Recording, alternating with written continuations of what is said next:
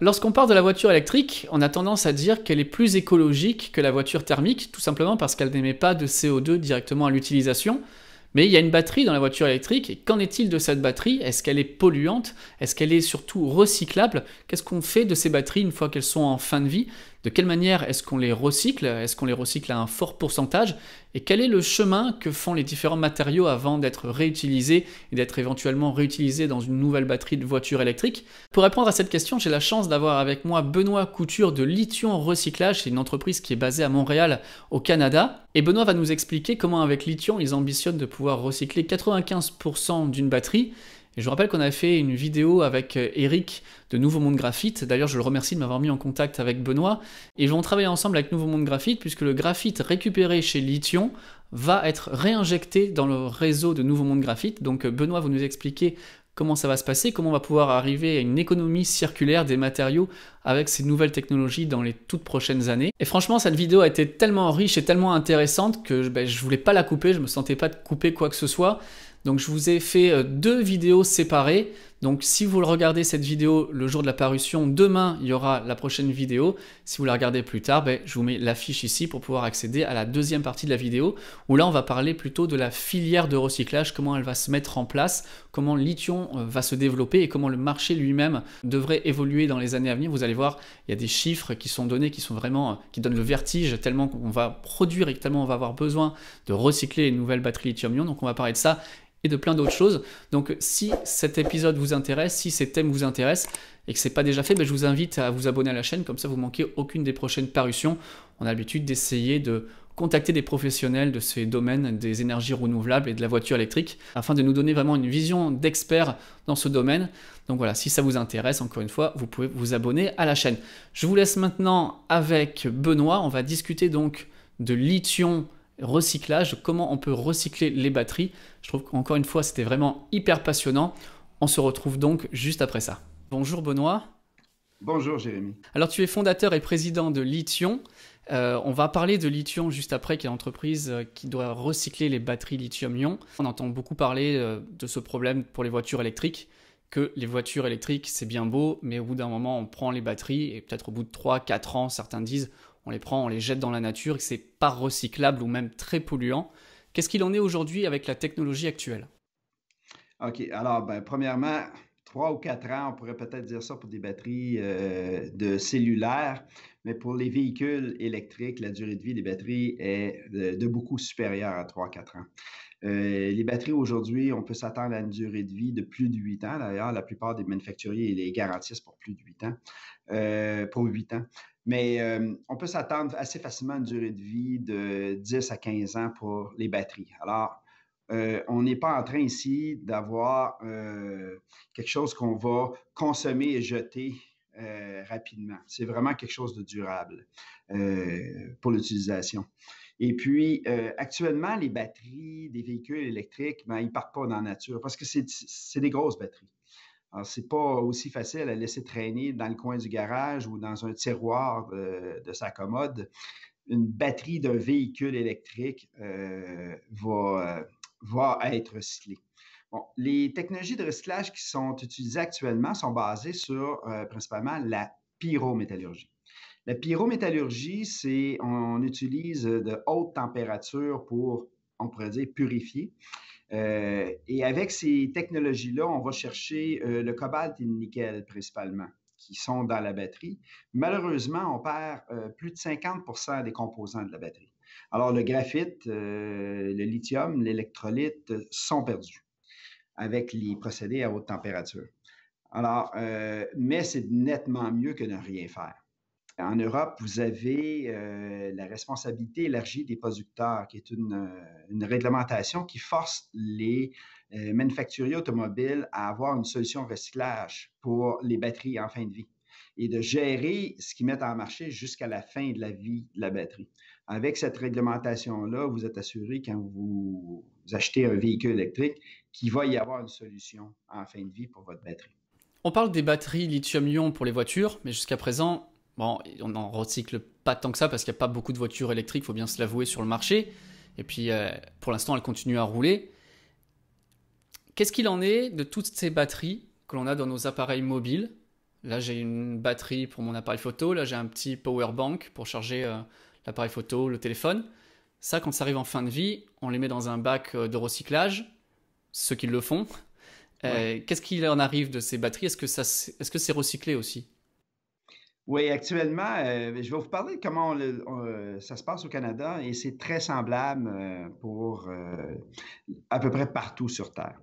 Une batterie qui arrive en fin de vie, elle va aller dans un réseau de collecte, on pourrait dire assez basé sur le volontarisme, hein. On ramène nous-mêmes dans le petit bac au magasin d'électronique notre batterie et puis à ce moment-là, elle va aller dans un centre de tri et ils vont trier les différents types de batteries, les batteries alcalines, les batteries de metal hydride ou les batteries lithium-ion.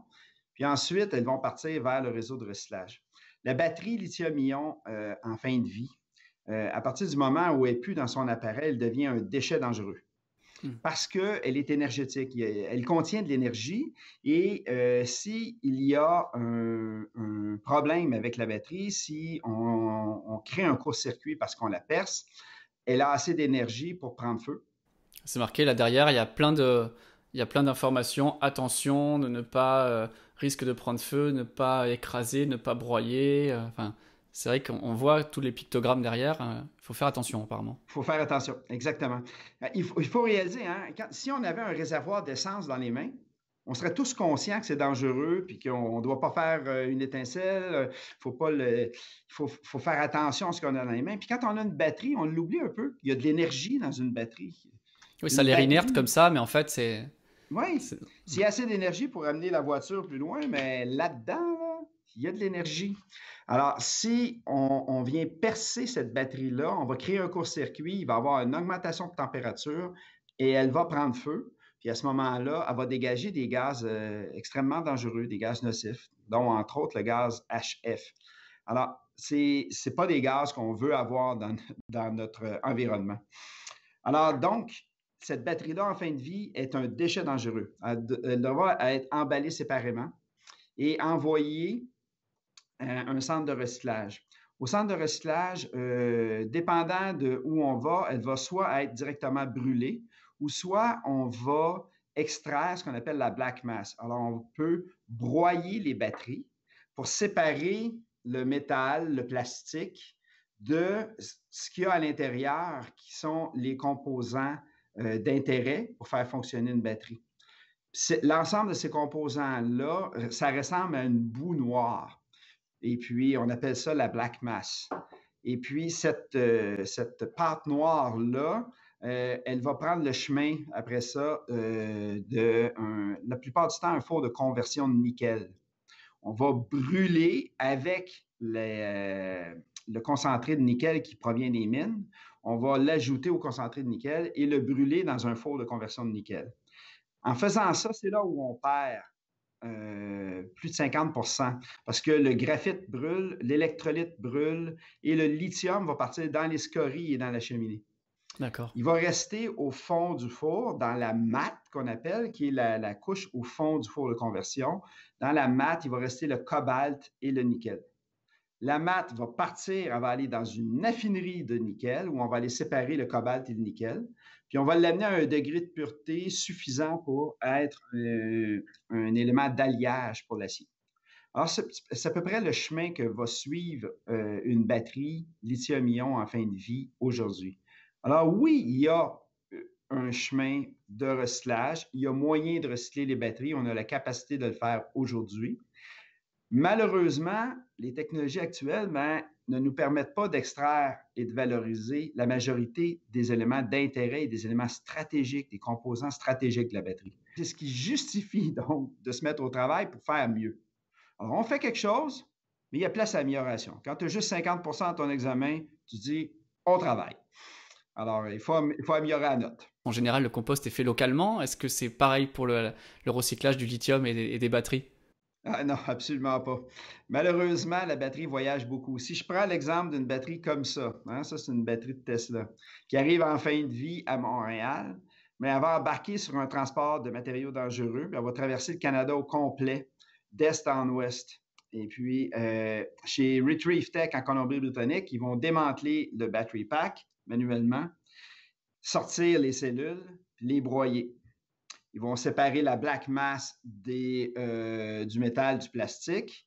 Et puis, la black mass rembarque sur un camion, retraverse le Canada au complet, part de l'ouest pour s'en revenir dans l'est en Ontario, à Sudbury, où elle va aller dans le four de conversion de nickel, comme j'expliquais tout à l'heure. On perd 50 là. La mat embarque sur le bateau, traverse l'Atlantique, s'en va chez Nikkelverk en Europe du Nord, en Norvège. Et puis, là, on va la séparer puis ça va repartir. Il y a d'autres circuits qui passent par l'Australie, l'Asie. En Europe, la plupart de vos batteries vont passer ensuite par l'Australie et ensuite en Asie. Alors oui, malheureusement, les différentes fonctions dont je vous ai parlé avec la pyrométallurgie empruntent des chemins qui sont relativement longs et participent à émettre un petit peu plus de gaz à effet de serre, ce qui n'est pas une bonne idée. Quelle est la différence? Qu'est-ce que vous apportez sur ce marché du recyclage? La première chose qui était évidente pour nous, c'est qu'il y a beaucoup de matériaux de très grande valeur dans la batterie, puis il faut réussir à les ramener dans la fabrication de nouvelles batteries. Il fallait trouver une technologie qui allait participer à l'économie circulaire. C'est ça qui est le plus important, parce qu'avec l'augmentation de la capacité de production de batteries lithium-ion dont on a tous besoin pour réussir l'électrification de nos transports, mais on tire sur des ressources rares et des ressources naturelles importantes. De les laisser partir ou de les brûler, on trouvait que c'était une solution qui n'était pas durable, c'était une solution stupide. Alors, pour nous, c'était évident, il faut faire de l'économie circulaire. La deuxième chose, le recyclage des batteries, le chemin que je vous ai parlé tout à l'heure avec la pyrométallurgie, c'est pas économiquement rentable. Ça coûte de l'argent passer à travers l'ensemble de ce chemin-là parce qu'on brûle tellement de valeur, il y a tellement peu de matériaux qui reviennent à la fin que ça ne paye pas pour tout le trajet. Ouais. Alors, c'est un coût net, recycler les batteries lithium-ion. Est-ce que technologiquement, aujourd'hui, on est capable de faire autrement? Est-ce qu'il y a d'autres solutions qui existent? Ben là, vous arrivez à ce qu'on a fait chez Lithium. Alors maintenant, maintenant que Lithium existe, oui, on sait faire. On a choisi, nous, de développer une technologie qui est basée sur l'hydrométallurgie plutôt que la pyro. Mais de l'hydrométallurgie, ça se fait partout dans le monde pour plein de différents métaux. Alors, on n'a pas essayé de changer la science ici, on a juste utilisé des technologies qui sont utilisées au niveau industriel ailleurs, dans d'autres secteurs d'activité, puis on les a adaptées aux besoins de recyclage des batteries. Alors, avec ces technologies-là, mis bout à bout, on a développé le procédé lithium qui nous permet de recycler 95% des composants de la batterie et de produire des matériaux de grade batterie qui vont retourner dans la chaîne d'approvisionnement pour fabriquer de nouvelles batteries lithium-ion. Donc 95% de la batterie, ça veut dire que chez Lithium, vous êtes capable de recycler tous les matériaux différents, de tous les types de chimie différentes des batteries lithium. On sait que Tesla, par exemple, ils ont 2 chimies différentes. Ouais. C'est pas un problème. Tous les matériaux possibles sont recyclables. C'est pas un problème parce qu'on a développé une technologie qui était capable de le faire. C'était clair que ça prenait une technologie robuste. Parce que non seulement il y a différentes chimies de batteries lithium-ion, mais elles continuent d'évoluer. Oui. Et puis, c'est probablement la technologie qui évolue le plus rapidement en ce moment. À part les technologies de l'information, dans les technologies de matériaux commerciaux, l'évolution de la batterie lithium-ion est extrêmement rapide. Parce que pour gagner le marché, on veut tous avoir une meilleure autonomie, recharger plus rapidement, puis avoir une batterie qui va nous coûter moins cher. Alors, le marché demande énormément de performance aux batteries.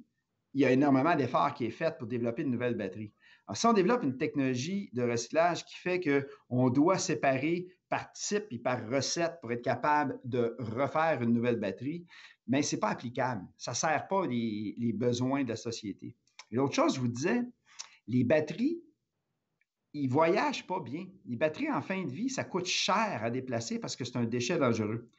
Alors, C'est évident que si on a une solution qui peut s'appliquer à une grande agglomération urbaine, puis qu'on prend tous les types de batteries qui arrivent en fin de vie dans cette agglomération urbaine-là, puis qu'on est capable d'alimenter une usine, c'est beaucoup plus intéressant que d'avoir à les séparer par type et par chimie, puis ensuite les envoyer pour les agglomérer dans un centre quelque part où on aura assez de volume pour opérer une usine. Alors, une solution de recyclage qui va bien servir la société d'aujourd'hui et de demain se doit d'être capable de recevoir tous les types de batteries lithium-ion et d'être capable de les traiter ensemble, puis d'aller extraire et purifier à ce moment-là le lithium, le cobalt, le nickel, le manganèse, l'aluminium qui sont présents dans la batterie. On avait parlé avec Éric Desaulniers de Ouais. Nouveau Monde Graphite. C'est vous qui devez repurifier le graphite pour réalimenter sa mine? Tu peux nous expliquer? Comment ça fonctionne exactement? Comment ça fonctionne, ouais. Oui, c'est ça. Alors, nous, on va, à partir de la batterie, on va aller sortir du graphite. Ça en est du graphite qui provient de batterie. Et puis, bon, le graphite, il a dans la vie de la batterie, dans les cycles de charge-décharge, le graphite, il s'est contaminé, il n'est plus aussi beau et aussi performant qu'au moment où il a été mis dans la batterie. Alors, nous, on le sépare du restant des composants de la black mass et puis on va le laver et l'amener à un niveau de pureté le plus intéressant possible. Mais ce graphite-là peut être mélangé avec ce qui sort de sa mine et passer à travers seulement les dernières étapes de purification et puis retourner à ce moment-là dans une nouvelle batterie. Alors, on pourrait le faire chez nous, mais on a Nouveau Monde Graphite qui est tout près de chez nous et qui peuvent prendre un point d'entrée dans leur procédé le graphite qui vient des batteries recyclées, puis ils vont finir la purification, puis faire l'enrobage et la mise en forme et l'enrobage pour l'envoyer dans une nouvelle batterie. Est-ce que le travail avec eux, ça vous a aidé à développer votre technologie? Ben, le travail avec eux nous a. OK, ben, il faut peut-être que je prenne quelques secondes pour expliquer que Lithium a une société sœur qui s'appelle Seneca Expert Conseil. Le procédé de Lithium est né chez Seneca Expert Conseil dans les équipes de développement de procédés. Seneca, c'est une firme de génie conseil spécialisée en procédés industriels. Alors, notre travail, c'est de développer pour des tiers, pour des clients, les nouveaux procédés qui vont transformer l'industrie mondiale.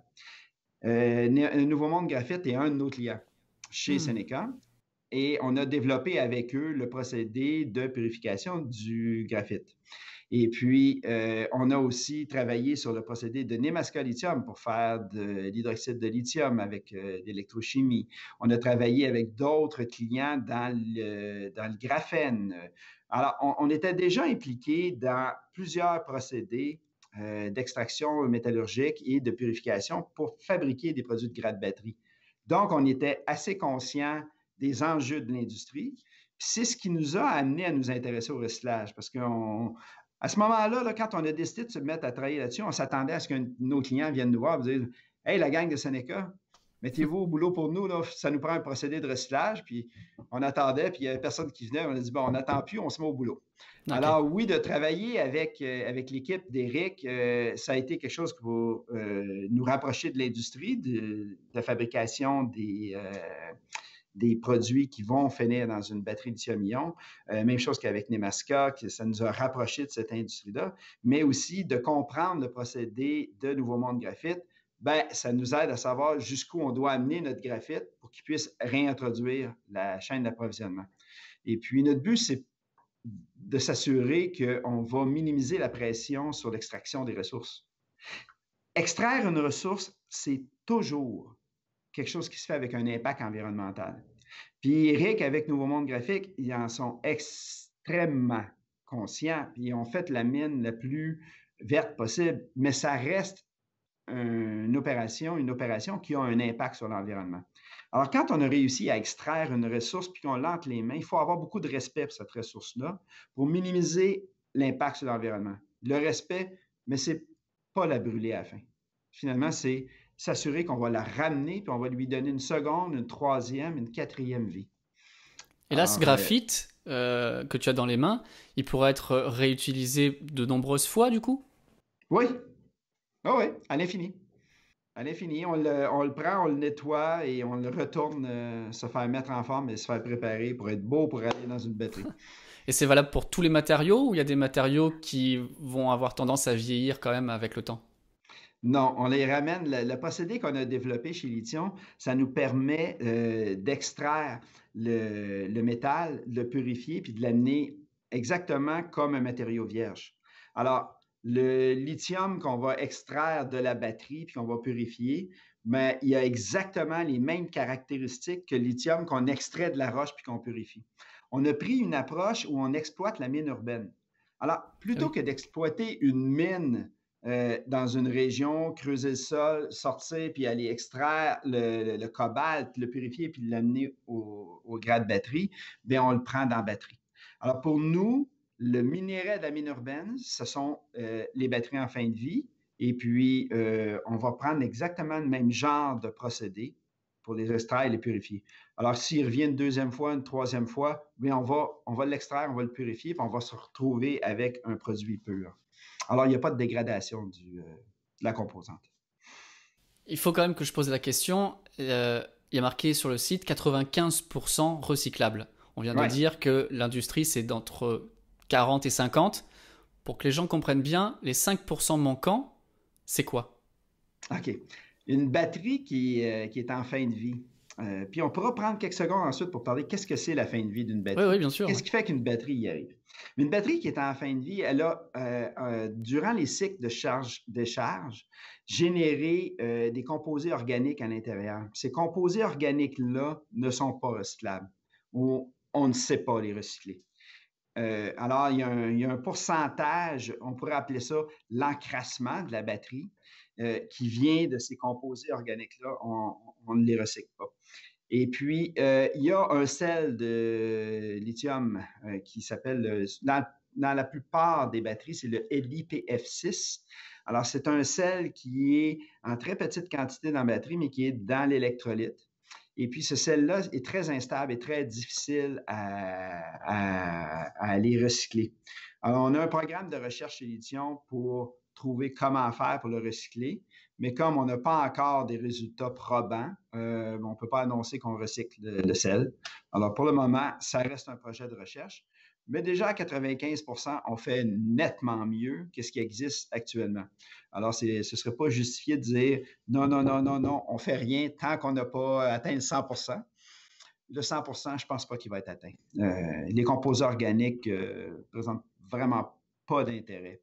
Alors, on va accepter cette perte-là. Mais je veux Ça, juste préciser qu'on enregistre à quelques heures du batterie de Tesla, où on ouais. sait qu'ils travaillent avec Jeff Dunn, hein, qui travaille au Canada, sur justement des procédés pour que les batteries s'encrassent moins, qu'elles aient une durée de vie plus longue certainement, et peut-être de pouvoir produire une batterie qui soit 100% recyclable. Mais ça prendra une technologie supplémentaire qui pour l'instant n'est pas appliquée dans ce que l'on a chez nous. Oui, ben, la batterie lithium-ion, je disais, elle évolue très rapidement. Il y a beaucoup d'efforts qui est fait pour le faire évoluer, puis c'est une très, très bonne nouvelle. Et puis, on me demande souvent, hein, qu'est-ce que vous allez faire avec les nouvelles versions de batteries qui vont arriver? Bon, premièrement, ça a pris à peu près 30 ans pour que l'industrie automobile adopte la batterie lithium-ion. C'est Tesla qui a été le chef de file, hein, qui a lancé le bal puis qui a forcé tout le monde à se mettre au travail. Les nouvelles batteries qui vont arriver dans le monde vont prendre un certain temps avant d'être adoptées. Puis elles ont une longue durée de vie. Puis plus ça va, plus elles ont une durée de vie longue. Alors nous, en 2 ans, on a trouvé la solution pour recycler l'ensemble des batteries lithium-ion que nous connaissons aujourd'hui. La prochaine batterie qui va arriver, elle aura une durée de vie probablement autour de 10 ans, peut-être 20 ans. On a le temps de trouver une solution avant qu'elle revienne au recyclage. Alors Hmm. ce n'est pas un souci. Et puis, les batteries, si elles ne génèrent plus de composés organiques qui les font vieillir, mais ça va être un pourcentage qui va. En ce moment, ça représente un petit peu plus de 3 de la batterie en fin de vie. C'est un pourcentage qu'on pourra recycler s'il n'existe pas finalement. On n'aura pas ce déchet-là en fin de vie. Alors, je trouve ça extrêmement intéressant. Puis, si on veut comprendre aussi pourquoi une batterie vieillit, qu'est-ce qui se passe? La batterie, l'ennemi numéro un d'une batterie lithium-ion, c'est la chaleur. Alors, quand on s'aperçoit, là, tu sais, avec nos cellulaires, là, Hmm, quand la batterie arrive en fin de vie, là, on le sent, elle chauffe. hmm. Quand on la branche, elle chauffe. Plus ça va, plus elle chauffe, parce qu'elle a plus de résistance interne à cause de ces composés organiques-là. La température augmente. Et c'est la température, l'augmentation de température qui fait qu'on génère ces composés organiques-là. C'est une réaction donc en chaîne, c'est une spirale qui Spirale va faire que... infernale. Ah, oui, exactement. Alors, si on arrive à créer des batteries où on n'aura pas cette augmentation de température-là, si on arrive, nous, à utiliser nos batteries aussi de façon à ne pas causer trop d'augmentation de température, on va allonger la vie des batteries. Et puis, à ce moment-là, nos batteries vont durer plus longtemps. La rentabilité du choix d'aller vers l'électrification des transports va être encore meilleure. On va moins tirer sur les ressources naturelles. Et de toute façon, à un certain moment donné, elles vont arriver à la fin de vie, puis on va s'en occuper avec un procédé durable et rentable comme celui de lithium. Justement, je voulais en parler du procédé. Je ne sais pas si on est vraiment rentré dans le détail technique, mais comment on fait si on ne la broie pas, si on ne la brûle pas? Comment on fait pour pouvoir extraire les différents métaux, les différents matériaux? Comment c'est fait? OK. Alors, le procédé de lithium, comment on fonctionne? On va passer à un broyage à un moment donné, OK, de toute façon. Alors, on a développé une façon de broyer qui est très sécuritaire, qui nous permet de broyer les batteries, puis d'aller extraire la black mass et la séparer. Le cuivre, l'aluminium, Ouais. l'acier et le plastique partent dans des réseaux de recyclage qui sont déjà établis. Hmm. La black mass, nous, on va passer à l'hydrométallurgie. Je vous parlais tout à l'heure de la pyrométallurgie, hein, qui passe par la purification par le feu, donc la très haute température. Nous, on s'en va dans l'hydrométallurgie. L'hydrométallurgie, ça consiste à passer en solution tout ce qui est intéressant dans la black mass, dans un acide fort. Puis ensuite, on remonte le pH de cet acide-là pour que l'élément d'intérêt précipite. C'est comme ça qu'on va aller séparer les choses qui nous intéressent. Alors, et le graphite, par exemple, ne passe pas en solution. Alors, le graphite, il va nous rester, plus on l'attaque avec des acides forts, mais sans attaquer de façon sérieuse le graphite, on va chercher tous les contaminants du graphite qui sont le lithium, le cobalt, le nickel, le manganèse. On va les chercher, on les passe en solution lors de la lixiviation. Et ensuite, on va les séparer. Le graphite va partir au nettoyage, au lavage et va repartir après ça chez Nouveau Monde Graphite, par exemple. Puis les autres éléments, on va les séparer. On les sépare donc en changeant de pH, puis ensuite avec ce qu'on appelle de l'extraction par solvant organique. Il y a certains solvants organiques qui ont une préférence pour certains de ces éléments-là. Alors, ils vont aller dans la soupe chercher un élément en particulier qui nous permet de le séparer et de le purifier ensuite. Fait que si on pourrait dire que ça explique de façon générale, sans entrer dans les détails, le procédé d'extraction métallurgique par hydrométallurgie. Maintenant, je voudrais parler plus de lithium. Déjà, il y a une petite histoire autour du logo. Est-ce que tu peux nous en parler? C'est assez intéressant, l'idée derrière, la recherche derrière le logo. OK, bien, oui, merci de me poser la question. On l'aime, notre logo, on le trouve beau, mais il n'est pas juste beau, il raconte un petit peu, je dirais, la passion de mon équipe et l'histoire derrière tout ça. Mais on a choisi le rouge dans le logo parce que le rouge, c'est la couleur qui est émise par le lithium quand il brûle. Alors, quand tu veux du rouge dans un feu d'artifice, tu mets du lithium, tu vas avoir du rouge. Alors, Je verrai les feux d'artifice différemment maintenant. Oui, hein? Ce sont tous des choix de métaux qui brûlent pour faire D'accord. les couleurs. Alors, ensuite, le lithium, c'est le troisième élément du tableau périodique. C'est pour ça que les batteries sont basées sur la chimie du lithium. Hein, parce que c'est le métal le plus léger. Plus léger que lui, il y a l'hélium numéro 2 puis l'hydrogène numéro 1. Le métal le plus léger de tous, c'est le lithium. C'est pour ça qu'on fait les batteries basées sur la chimie du lithium. Donc, le troisième élément, c'est intéressant, le chiffre 3. Alors, c'est une matrice 3 par 3. L'autre chose aussi, la matrice 3 par 3 des cercles, c'est comme si on regardait un battery pack de Tesla avec les piles cylindriques vues d'en haut. Alors, c'est comme un battery pack. Puis si on l'incline, on a écrit le Li le symbole chimique du lithium. Alors, Notre procédé se différencie des procédés de pyro parce que nous, on le récupère, le lithium, puis on va sortir, hein, regardez ici, du carbonate de lithium à partir des batteries. C'est drôle parce qu'on part d'une boue noire, puis on finit par extraire une poudre blanche, parfaitement blanche. Ces fameuses avec sels que l'on voit dans les déserts qui s'évaporent, c'est ce qu'on voit là. Oui, mais il est déjà rendu en carbonate. Là, il est prêt à aller dans une batterie. Ok. Oui, mais c'est le même genre de poudre blanche, exactement. Alors, donc, c'est le logo. Puis la dernière partie du logo qui est intéressante, c'est que les deux cercles qui se touchent, les deux cercles rouges qui se touchent, c'est le signe de l'infini. Et puis, parce qu'avec un procédé d'extraction et de purification comme on a développé, mais les éléments naturels qu'on retrouve dans la batterie, bien, on n'a plus besoin d'aller les chercher dans la nature. On les recycle à l'infini. Alors, c'est ça l'histoire du logo. Voilà, c'est tout donc pour cette première partie dédiée à lithium recyclage. Vous avez vu 95% de recyclage dans les batteries lithium-ion. C'est vraiment très impressionnant. Dans la prochaine partie, on va parler donc plus du développement de lithium, comment ils pensent licencier leur technologie partout dans le monde afin de faire ce qu'ils appellent utiliser la mine urbaine. Je trouve que c'est un procédé vraiment hyper intéressant. On va aussi parler du développement prochain de cette technologie lithium-ion, des nouvelles technologies de batterie. Est-ce que selon vous, c'est une des solutions pour un monde plus durable? J'ai très hâte de vous lire en section commentaires. Ne manquez pas l'épisode 2 dédié au recyclage de batteries. Salut, ciao ciao tout le monde.